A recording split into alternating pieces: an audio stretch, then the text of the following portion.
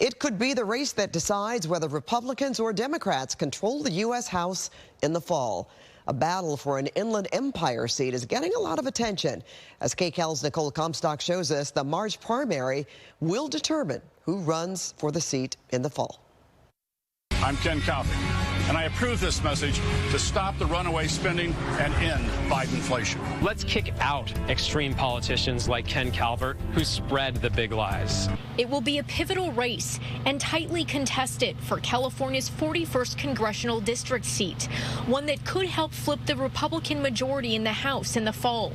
32-year veteran Republican incumbent Ken Calvert and Democratic challenger Will Rawlins are facing off in the March primary. If they win the top two spots and face each other in November, it will be one of the most closely watched House races in the nation. That's because of 2021 political redistricting that changed the landscape of voters in the Inland Empire. The 41st now stretches from Corona down to Lake Elsinore and all the way to the Coachella Valley to include Palm Springs and La Quinta. I'm, a relatively conservative Republican, and people know me as such. I'm not crazy. I represent the interests of the community and look forward to continuing to do so. Calvert bills himself as a conservative former small business owner from Corona, focused on securing the border, cutting the cost of living, and cracking down on crime. He says these are the main differences between himself and his opponent.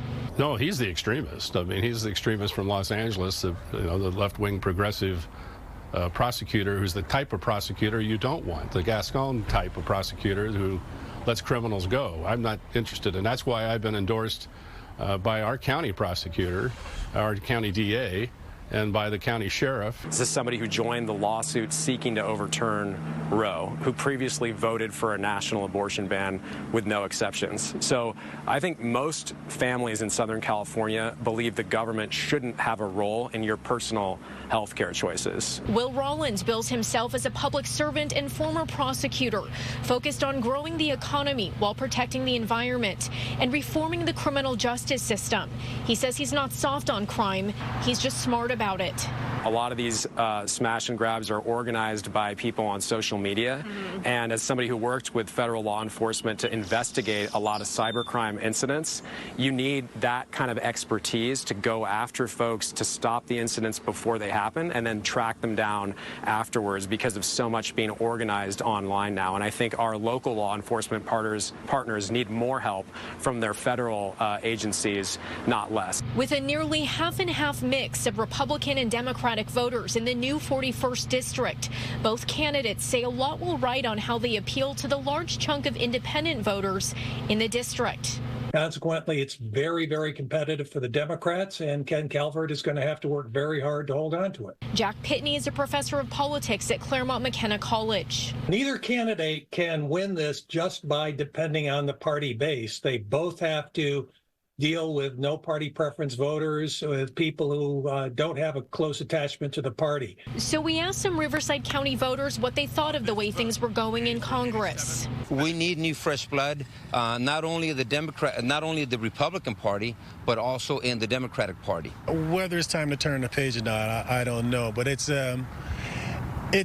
important that we have someone there that's more diverse, that's looking at what's going on now than to using antiquated ideas. Calvert says his base knows what to expect with him, someone who represents their values, and that's why he served the Inland Empire for so long.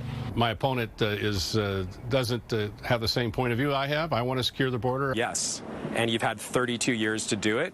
You haven't done it. Rawlins says voters need to stop sending people back to D.C. who just get more money to assure a problem stays broken instead of fixing it. Nicole Comstock, KCAL News. KCAL News is your source for election coverage. For information on